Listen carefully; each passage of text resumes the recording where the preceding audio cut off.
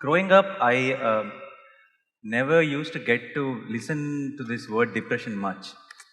Um, very rarely a word like a psychiatrist or a depression or something. Now that we are all aware of that, then and people know that it's a genuine issue, and we'll talk a lot, which is very good.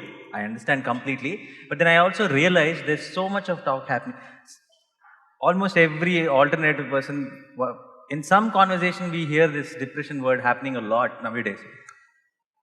I'm happy that the awareness has become more, but again, at the same time, I'm also realizing there are few people who suddenly might be feeling a little low one particular day, and they want to believe that it is depression. I know the depression is a very genuine, serious problem, but because of this overexposure, is it a good thing or is it a bad thing? Is it really pushing the next generation into a, thinking one any small hiccup also thinking that this might be something serious problem, and they giving into it?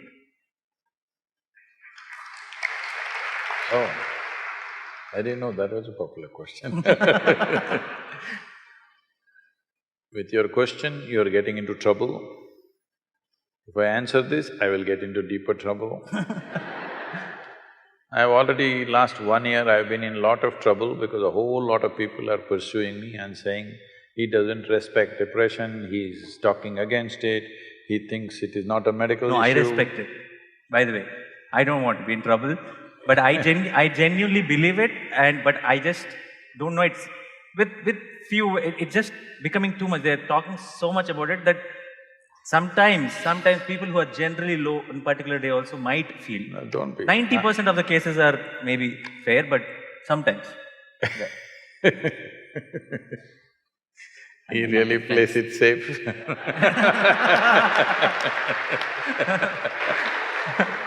It is not that… I'm not made like this, that if somebody is suffering, I'll mock them. That's the last thing I'll do in my life. Yeah. But these days, it's become an activism about everything, not just one aspect. So people are always looking for a cause in their life. Any one word, something, without even understanding what is the context of that one word, simply they'll go on. So let me tell you this. This depression issue came up, it was a quote, a daily quote in which I said, whatever the nature of your ailment, physical, mental, essentially the source is within you.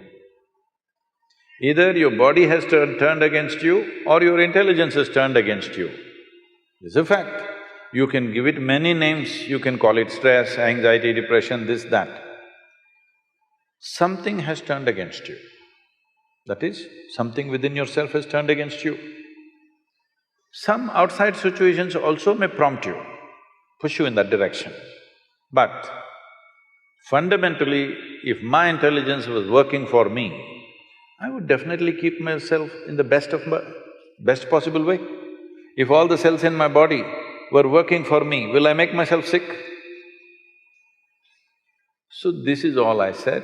A campaign ran for about 6-8 months, all kinds of people commented, he doesn't know what he's talking, this. I have spoken to top-level people in this field across the world. All of them think what I'm saying is perfectly fine. Whether even if I don't get endorsements from them, I know it's perfectly fine because I know how my mind works. I know if I give myself the luxury, I can also become depressed. Something doesn't work my way. Nothing actually works my way most of the time. Yes, I will tell you in more detail if we have time. Because when you do as many things as I do, so many things don't happen the way you want it. The reason why people have reduced their lives to very small scope is simply because they're afraid of failure. I know I will die a failure, but I'm a blissful failure, so it doesn't matter. In my life, it so happened, almost 38 years ago, I was sitting in one place, suddenly every cell in my body burst into ecstasy. Then I observed what is happening within me. Then I realized after a few weeks, if I don't mess with my mind, I'll burst with ecstasy. Then I thought, this is it, I have discovered something fantastic. On that day, the world's population was 5.6 billion people. Then I sat down and made a plan that in next 2.5 years, I will make the entire world ecstatic. Hey, wait, don't clap at my failures. Now it is 38 years. We've touched a few million people, people say we have touched some 500, 600 million people. But that's not my idea of the world. Now the population also has increased. I know I will die a failure, but I'm not a depressed failure, I'm a blissful failure. Now, why I'm saying this to you is, well, there are certain pathological issues within the system. There are genetic issues, there's chemistry issues. But for all this, fundamentally, the basic control for all this is within you. You have not taken charge of it, that is a clear factor. You're trying to manage an inner situation by arranging an outer situation. But whoever the hell you are, you can never arrange the outer situation just the way you want it. Does it ever happen? Does it ever happen to anybody? Nobody happens 100% your way, isn't it? Not your husband, not your wife, not your parents, not your children, not your friends, not your office, nobody happens 100% the way you want it. So if you are going to freak every time when something doesn't happen the way you want it, then you will freak for the rest of your life. So if you see this, you would understand that the source of all human experience is within you, including how your chemistry will slosh is within you. When somebody is ill, are we going to talk all this to them? No. They need care, they need help, they need medicine, they need compassion, that's a different matter. But those of you who are healthy, if you think, because right from childhood this comes, if you are sick, you get attention, if you're joyful, you'll get scolding. This must change in the society. Joy should get attention. Misery should not get attention. This is a very misunderstood way of handling things. If a child is jumping with joy and screaming, "Ay, why are you screaming?" If you like this means, moo, moo, moo, moo. It's just a wrong way of raising a child. Because a child must understand he must invest in being well. He must not invest in being unwell. Unwell will not bring any results or rewards to him. He must understand this in a very deep way. If he thinks being unwell, physically or mentally, I will get lot of attention and rewards, he will work towards being unwell. This may look very simplistic, but I'm telling you this from a very profound dimension of who we are. There is something called as life energy, as intelligence. Intelligence is not the bone box that you carry. If you… see, does your avakai look like you? Hello? Does it smell like you? Does it feel like you? No. If you mix only just chili and mango and rice and eat it, it goes inside and becomes you, isn't it? There is an intelligence within you which can make this horribly spicy stuff into you. There's an intelligence or no? You eat a banana, it becomes you. When there is such a dimension of intelligence, from all kinds of nonsensical material that you give, it makes a human being. If you have access to this intelligence, your well-being, your health, your mental balance is in your hands or no? If you don't take charge of this, then you are thinking it is all happening to you. So a lot of people for ages, especially in the last 100 years, because of psychiatry developing in a certain way, people started saying, no, there is genetic things, you can't touch it. Well, now genetic sciences are telling you in 24 hours, you can change your genetic codes completely if you do the right things with yourself. You can change the genetic patterns of who you are in a matter of 24 hours. I can show this to you. People who go through certain types of initiations and processes, 24 hours later you look at them, their very face will look different. You cannot recognize them, they will become like that. Because you can transcend your genetic limitation. In fact, this entire culture is about that. Spiritual process means that. See, when you are 18 years of age, you don't want to be like your parents, I want to be something different, this, that. But you see the same person, by the time you're 40, 45, you begin to walk like your mother, talk like her, sit like her, stand like her. Have you noticed this happening to you? Because the genetics are taking over. We call this traditionally as karma. Karma means past memory is ruling the present. If memory rules the present, if your memory structures who you are, you have no life of your own. You're just an extension, you're a recycle, you're not a fresh life. Spiritual process means just this, that you want to break away from the limits of your memory, because memory means there is evolutionary memory, there is atomic memory, there is elemental memory, there is genetic memory, conscious, unconscious, articulate, inarticulate, there are many kinds of memories. You want to transcend this so that you become a fresh life, your experience of life is completely fresh. Otherwise, you're just a recycle of the past. Why same problems exist after 100 generations is simply because nobody breaks the memory cycle. There is these words which are all misunderstood today. There is something called as samsara. Samsara means, in Tamil it's become samsara means wife, because she keeps them on the rope and keeps them run around. Samsara means cyclical movement.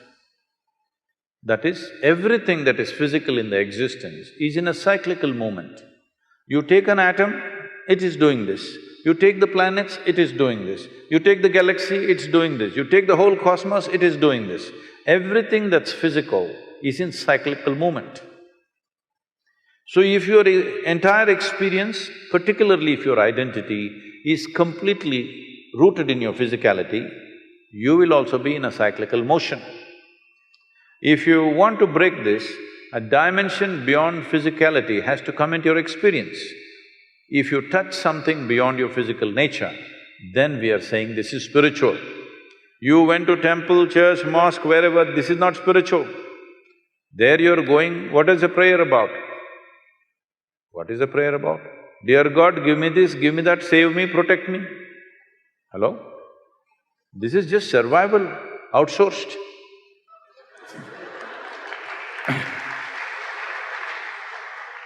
So if you want to break the cycle, then you have to touch a dimension which is not physical in nature. Once you touch something that is not physical in nature, there is no cyclical movement, because you have become free from all the memory bank that you have. So whether you have chemical issues within you, whether you have pathological issues, genetic issues, you can break away from that. Maybe certain people will need more striving, certain people will come out more easily, that is always there. But for everybody there is a way. So when I say all your ailments, if they are infections, they're different. They come from outside, it's an invasion, you have to deal with it. But rest of the things are manufactured within you, this is your cause. Fundamentally, you have to see, my physical health, my mental health is my responsibility, 100%. If you see this, then methods are available to come out. We have all the compassion, because I want you to understand, if you have a physical ailment, you will get compassion from everybody. If you have a mental ailment, you will get ridicule from everybody. So particularly people who are suffering any kind of mental ailments, depression, anxiety, whatever, they need double the compassion that physical ailments need. But normally in societies, they get ridicule because it is very difficult. It's very difficult to decide whether this person is really sick or making it up, or they're acting it up to get something out of me, or what it is you can't make out. One time it looks real, another time it looks like it's made up. So, unfortunately, both for the one who is suffering and those who live around them, it is a constant struggle. But the most fundamental thing is, whoever you are, whatever condition you are, first and foremost thing to understand is, physical and mental health is my responsibility. It can go out of hand, it's always there. Whatever you do, we may die, whatever we do, we may become sick, that's a different matter. But it is our responsibility. If you see this, there is a way to touch the very source of creation which is throbbing within you. When the source of creation, which made this entire complex body out of avkai and chintatokku, when it can do this, it can also do some repair job, isn't it? Hello? One who manufactures the whole thing, can't he do some repair job? You have lost access to it. You think for everything there's a solution outside. Yes, when we need help, we will take help. When things have gone out of control, we seek help from outside. But fundamental thing is to take responsibility. Today, genetic sciences, neurosciences and also psychiatrists are beginning to speak that whatever the condition, it is possible to alter this from within. Only thing is how. There are many ways for how. Yoga is a technology. Yoga does not mean twisting and turning your body as most people are doing. It is a technology of taking charge of this.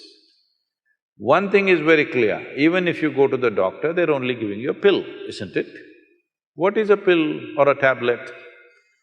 Just a certain amount of chemicals. If you put these chemicals, it lifts you out of your depression, it makes your anxiety go a little bit. It may not permanently go, at least for those few hours, it's down. So essentially, human experience has a chemical basis. Your joy is a certain kind of chemistry, your misery is a certain kind of chemistry, anxiety is one kind of chemistry, tranquility is another kind of chemistry, ecstasy is one kind of chemistry, agony is another kind of chemistry. All human experience has a chemical basis to it.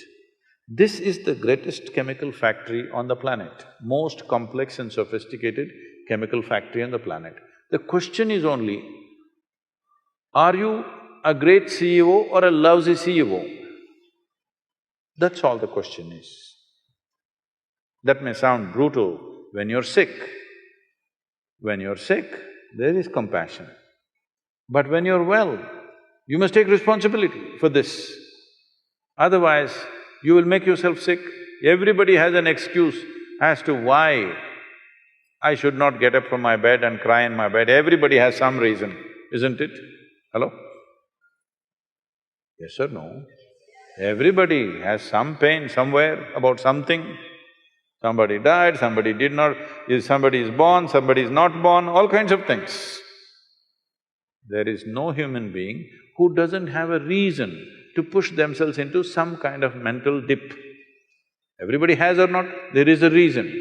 Some people get there, some people don't get there. Is it always intentional? No. But there is an inner intent.